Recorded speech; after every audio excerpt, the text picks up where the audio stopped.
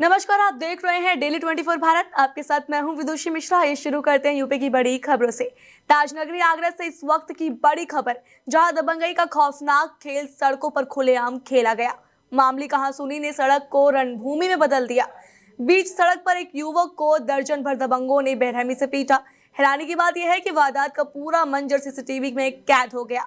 ये तस्वीरें हैं आगरा के शाहगंज थाना क्षेत्र के नरीपुरा इलाके की, जहां मामूली गाड़ी टकराने को लेकर हुआ विवाद देखते ही देखते खूनी संघर्ष में बदल गया। करीब दर्जन भर दबंगों ने एक युवक को सड़क पर घेर लिया और फिर शुरू हो गई बेरहमी की मारपीट। किसी ने लात घूंसे बरसाए तो किसी ने बेल्ट से लगातार वार किए। राहगीरों की आंखों के सामने युवक चीखता चिल्लाता रहा, लेकिन दबंगों का कहर थमने का नाम नहीं ले रहा था। वहीं पूरा घटनाक्रम पास के सीसीटीवी कैमरे में रिकॉर्ड हो गया, जो अब सोशल मीडिया पर तेजी से वायरल हो रहा है। वीडियो सामने आने के बाद पूरे इलाके में सनसनी फैल गई है। लोगों में सवाल उठ रहा है कि आखिर ताजनगरी में दबंगों के हौसले इतने बुलंद कैसे हो गए कि खुलेआम बीच सड़क पर गुंडागर्दी की गई और कानून व्यवस्था को चुनौती दी गई। फिलहाल पुलिस ने वायरल वीडियो के आधार पर जांच शुरू कर दी है और आरोपियों की तलाश की जा रही है। लेकिन ये घटना एक बड़ा सवाल खड़ा करती है, क्या आगरा की सड़कों पर अब कानून का डर खत्म हो चुका है? प्रयागराज से इस वक्त की बड़ी खबर, मथुरा श्री कृष्ण जन्मभूमि शाही ईदगाह विवाद मामले में 22 अगस्त को इलाहाबाद हाई कोर्ट में अहम सुनवाई पूरी हुई है। अदालत ने मामले की अगली सुनवाई 12 सितंबर को तय की है। दरअसल मथुरा श्री कृष्ण जन्मभूमि और शाही ईदगाह मस्जिद विवाद को लेकर हिंदू पक्ष की 18 याचिकाओं पर सुनवाई चल रही है। हिंदू पक्ष का दावा है कि मंदिर में गर्भगृह को तोड़कर मस्जिद का निर्माण किया गया था और अब उस अतिक्रमण को हटाने की मांग की जा रही है। आज की सुनवाई में दोनों पक्षों की दलीलें रखी गई, लेकिन मामला लंबा होने के चलते अदालत ने अगली तारीख यानी 12 सितंबर तय की है। इस केस को लेकर मथुरा ही नहीं बल्कि पूरे देश की निगाहें कोर्ट के फैसले पर टिकी हुई है। इस वक्त की सबसे बड़ी और दर्दनाक खबर बलरामपुर से आ रही है, जहां राप्ती नदी में नहाने गई एक महिला की मौत हो गई।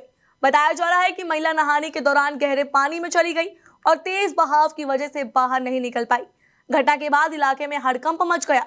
पुलिस और गोताखोर मौके पर पहुंचे और महिला की तलाश शुरू कर दी, लेकिन नदी का तेज बहाव इस पूरे रेस्क्यू अभियान को बहुत मुश्किल बना रहा है। यह हादसा जनपद बलरामपुर के थाना कोतवाली देहात क्षेत्र के कोडरी घाट पर हुआ। महिला नदी में स्नान करने गई थी, लेकिन अचानक उसका पैर फिसल गया और वो तेज धारा में बहने लगी।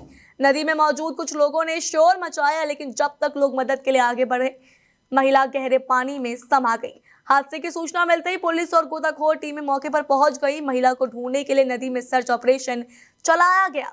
स्थानीय लोग भी प्रशासन की मदद कर रहे हैं, लेकिन अब तक महिला का कोई सुराग नहीं मिल पाया है। घटना की खबर जैसे इलाके में फैली, बड़ी संख्या में ग्रामीण घाट पर जुट गए।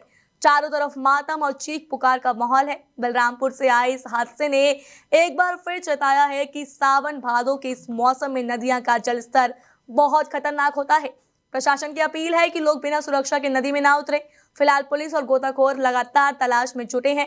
महिला के परिजनों का रो रो कर बुरा हाल है और पूरे गांव में मातम पसरा हुआ है।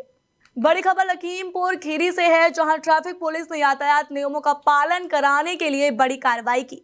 नवागत यातायात प्रभारी सचिन कुमार के नेतृत्व में पुलिस ने संकटा देवी चौराहे पर विशेष चेकिंग अभियान चलाया। इस दौरान शराब पीकर वाहन चलाने वालों पर शिकंजा कसा गया। साथ ही कार चालकों को सीट बेल्ट लगाने के लिए जागरूक किया गया। लखीमपुर शहर में लगातार बढ़ते सड़क हादसों को देखते हुए ट्रैफिक पुलिस एक्शन में है। आज संकटा देवी चौराहे पर सख्त चेकिंग अभियान चलाया गया। इस दौरान नियम तोड़ने वालों पर जुर्माना लगाया गया, तो वहीं कई लोगों को मौके पर ही ट्रैफिक नियमों की जानकारी दी गई। पुलिस ने साफ कहा है कि नशे की हालत में गाड़ी चलाना, ओवर स्पीडिंग करना और बिना सीट बेल्ट के वाहन चलाना बर्दाश्त नहीं किया जाएगा। लोगों से अपील की जा रही है कि नियमों का पालन करें, क्योंकि जरा सी लापरवाही बड़ी दुर्घटना को जन्म दे सकती है। लखीमपुर खीरी की सड़कों पर अब ट्रैफिक पुलिस का सख्त पहरा रहेगा। यातायात प्रभारी ने साफ किया है कि सड़क पर सुरक्षा से खिलवाड़ करने वालों को किसी भी कीमत पर बख्शा नहीं जाएगा। फिलहाल इस कार्रवाई से आम लोगों में भी जागरूकता का संदेश बढ़ाया गया है। बड़ी खबर आई है मुरादाबाद से, जहां पुलिस और बदमाशों के बीच देर रात बड़ी मुठभेड़ हुई। मंझोला थाना क्षेत्र में हुई इस मुठभेड़ में दुष्कर्म और उत्पीड़न के आरोप में वंचित 2 शातिर बदमाशों को पुलिस ने दबोच लिया है। पुलिस की जवाबी कार्रवाई में दोनों के पैरों में गोली लगी है, जबकि मुठभेड़ में एक पुलिसकर्मी भी घायल हुआ है। बताया जा रहा है कि पुलिस गश्त के दौरान बाइक सवार 2 संदिग्ध युवक दिखाई दिए। रोकने की कोशिश की गई तो उन्होंने पुलिस पर फायरिंग शुरू कर दी। जवाबी कार्रवाई में दोनों बदमाश घायल हो गए और मौके पर ही पकड़ लिए गए। घटना की सूचना पर एसएसपी सतपाल अंतिल और एसपी सिटी रणविजय सिंह भारी पुलिस बल के साथ मौके पर पहुंचे और पूरे घटनाक्रम का जायजा लिया। गिरफ्तार बदमाशों की पहचान अविनाश यादव और विजय ठाकुर के रूप में हुई है। दोनों हाल ही में दर्ज एक पॉक्सो केस में वंचित थे। आरोप है कि इन्होंने नाबालिग बच्चियों को बंधक बनाकर दुष्कर्म और उत्पीड़न किया था। मुठभेड़ के बाद एक चौंकाने वाला दृश्य भी सामने आया, जब गिरफ्तार आरोपी एसएसपी के सामने हाथ जोड़कर और कान पकड़कर माफी मांगने लगा। पुलिस ने मौके से ही एक बाइक, 2 तमंचे, जिंदा कारतूस, एक खोखा और 2 मोबाइल बरामद किए हैं। फॉरेंसिक टीम ने घटनास्थल से अहम लक्ष्य जुटा लिए हैं। एसएसपी का कहना है कि आरोपियों पर गैंगस्टर एक्ट के तहत भी कार्रवाई की जाएगी और पुख्ता सबूतों के आधार पर सख्त कानूनी कदम उठाए जाएंगे। सूचना के अनुसार मझोला पुलिस के द्वारा हर्बल पार्क के पास में चेकिंग की जा रही थी, जिसमें कि 2 बदमाशों के द्वारा को जब इंटरसेप्ट करने की कोशिश की गई तो उनके द्वारा पुलिस पार्टी पर जान से मारने की नीयत से फायरिंग की गई। जवाबी कार्रवाई में मझोला पुलिस के द्वारा भी आत्मरक्षार्थ फायरिंग की गई, जिसमें दोनों बदमाशों को गोली लगी है। इन बदमाशों की पहचान अविनाश यादव और विजय के रूप में हुई है और इनके ये बेसिकली कल मझोला के थाने पर एक अभियोग पंजीकृत हुआ था, जिसमें नाबालिग बच्चियों के साथ में सेक्सुअल एक्सप्लॉयटेशन और उनका उत्पीड़न करने के संबंध में, उनको बंधक बनाए के संबंध में और इमोरल ट्रैफिकिंग के संबंध में विवेचनात्मक कार्रवाई प्रचलित है। उसी के ये दोनों बड़ी खबर मुजफ्फरनगर से है, जहां 1 लाख के इनामी बदमाश से पुलिस और एसटीएफ की संयुक्त मुठभेड़ हुई है। कुख्यात बदमाश रवि दौराला इस मुठभेड़ में पुलिस की गोली से घायल हो गया। बताया जा रहा है कि रवि दौराला पर 2 दर्जन से अधिक आपराधिक मुकदमे दर्ज हैं। उस पर दिल्ली पुलिस ने भी 25,000 का इनाम घोषित कर रखा था। यही नहीं, नई मंडी थाने से हुई 11 लाख की लूट का भी वो वांछित आरोपी था। सूत्रों के मुताबिक रवि दौराला कुख्यात गैंगस्टर लॉरेंस बिश्नोई और सन्नी काकरान का शूटर बताया जा रहा है। मुठभेड़ के दौरान पुलिस ने उसके पास से चोरी की बाइक, अवैध देसी पिस्टल और कारतूस भी बरामद किए हैं। ये पूरी मुठभेड़ मुजफ्फरनगर के नई मंडी थाना क्षेत्र में हुई। पुलिस का कहना है कि घायल बदमाश को अस्पताल में भर्ती कराया गया है और उसके खिलाफ आगे की कानूनी कार्रवाई तेजी से की जा रही है। इस पूरी घटना पर एसपीजी मुजफ्फरनगर सत्यनारायण प्रजापत ने क्या कहा, सुनिए। आज देर शाम थाना क्षेत्र नई मंडी में एक एसटीएफ मेरिट यूनिट और जो हमारी नई मंडी थाना क्षेत्र की जो टीम है, इसमें एक जॉइंट ऑपरेशन में 1 लाख का इनामी अपराधी रवि, जो ये दौराला क्षेत्र का रहने वाला है, इसके द्वारा दिल्ली में, मेरठ में और मुजफ्फरनगर में कई घटनाओं को वारदात दिया गया था। ये दौरान पुलिस मुठभेड़ गिरफ्तार किया गया है। इसका एक अन्य साथी था जो यहाँ मौके से फरार होने में कामयाब हुआ है। इस पर जनपद मुजफ्फरनगर की घटना के सापेक्ष एडीजी जोन मेरठ सर के यहाँ से 1 लाख का इनाम घोषित था। इसके अलावा इससे पूर्व दिल्ली में भी इन्होंने फायरिंग और अपने अन्य साथियों के साथ मिलकर लूट की थी। आज देर शाम मुजफ्फरनगर से है, जहां चरथावल कस्बे में स्मार्ट मीटर लगाए जाने को लेकर हंगामा खड़ा हो गया है। भारतीय किसान यूनियन के कार्यकर्ताओं ने स्मार्ट मीटर का विरोध करते हुए जोरदार प्रदर्शन किया और पैदल मार्च भी निकाला। किसान नेताओं के विरोध के चलते अधिकारियों को मौके पर स्मार्ट मीटर लगाने का अभियान रोकना पड़ा। इस दौरान ऊर्जा विभाग के एसआई, अधिशासी अभियंता और सहायक अभियंता मौके पर मौजूद रहे। चरथावल कस्बे में किसानों ने स्मार्ट मीटर लगाने के खिलाफ सड़कों पर उतरकर पैदल मार्च निकाला। बाकी नेता विकास शर्मा खुद मौके पर पहुंचे और अधिकारियों के सामने जमकर विरोध दर्ज कराया। उन्होंने साफ कहा है कि जब तक हाईकमान का आदेश नहीं आएगा, तब तक कहीं भी स्मार्ट मीटर नहीं लगने दिया जाएगा। किसान नेताओं के विरोध के बाद विभाग को स्मार्ट मीटर वापस लेने पड़े। इस दौरान बिजली विभाग के एसआई, एसडीओ समेत कई अधिकारी वहां मौके पर मौजूद रहे। विकास शर्मा ने उत्तराखंड में किसानों पर हुए लाठीचार्ज की भी कड़ी निंदा की और कहा कि जल्द ही हरिद्वार में बड़ा आंदोलन किया जाएगा। उसके इन लोगों ने कनेक्शन काट रखे थे, करीब 800 कनेक्शन इन्होंने बिजली से जो खत्म कर रखे थे कल 11 बजे। उसे लेकर हमने कल ही बयान जारी किया था कि हम लोग कल यहाँ पे करते हैं। आज हम लोग यहाँ आए थे, उन्होंने जबरदस्ती स्मार्ट मीटर लगाने का काम किया। हम लोगों ने उन्हें मना कर दिया। मौके पर यहाँ एससी साहब थे, हमारे एक्शन साहब थे, जो साहब थे, जी साहब थे, सब लोगों को बुला और उसमें बात तय हुई कि यहाँ पे कोई भी स्मार्ट मीटर हम लोग लगने नहीं। आपके जो पुराने मीटर है आप उन्हें चालू करो और जो आपका बिल बकाया उस बिल को हम आपको। पीलीभीत से इस वक्त की बड़ी खबर। पूरनपुर तहसील के ट्रांस शारदा इलाके में शारदा नदी ने एक बार फिर अपना कहर बरपाना शुरू कर दिया है। हजारा ग्राम, हजारा फार्म और शास्त्री नगर गांवों के सामने शारदा नदी तेज भूकटान कर रही है। किसानों की हरी भरी फसलें और कृषि योग्य जमीन नदी की लहरों में समाती जा रही है। ग्रामीणों का कहना है कि ये खतरा नया नहीं है। साल 1990 से ही शारदा नदी लगातार कटान करती आ रही है। सरकारें आई और गई, करोड़ों रुपए राहत बचाव कार्य के नाम पर खर्च भी हुए, लेकिन नतीजा अब तक शून्य है। 30 साल पहले हुई तबाही को याद कर आज भी ग्रामीणों की रूह कांप जाती है। जहां सैकड़ों परिवारों को सड़कों पर खाना बदोश की जिंदगी जीने को मजबूर होना पड़ा था, अब फिर से वही भयावह तस्वीरें लौट आने लगी है। ग्रामीणों का आरोप है कि चंद दिनों में ही नदी ने 1 दर्जन किसानों की 15 से 20 एकड़ जमीन फंसते समेत निगल ली है। इसी गुस्से के चलते आज कटान पीड़ित ग्रामीण शारदा नदी के किनारे जुटे। उन्होंने विरोध प्रदर्शन कर शासन प्रशासन से राहत बचाव कार्य तेजी से शुरू करने की गुहार लगाई है। ग्रामीणों का साफ कहना है कि अगर तुरंत ठोस कदम नहीं उठाए गए तो आने वाले दिनों में पूरे गांव नदी की लहरों में समा सकते हैं। आइए अब आपको सुनवाते हैं कि कटान पीड़ित ग्रामीणों का क्या कहना है। नदी कटान देख के आ रहा है। हम लोग खेतों में अपने गन्ना सब लोग कट रहा है, सबका गन्ना देखने गए। कटान हो रही है?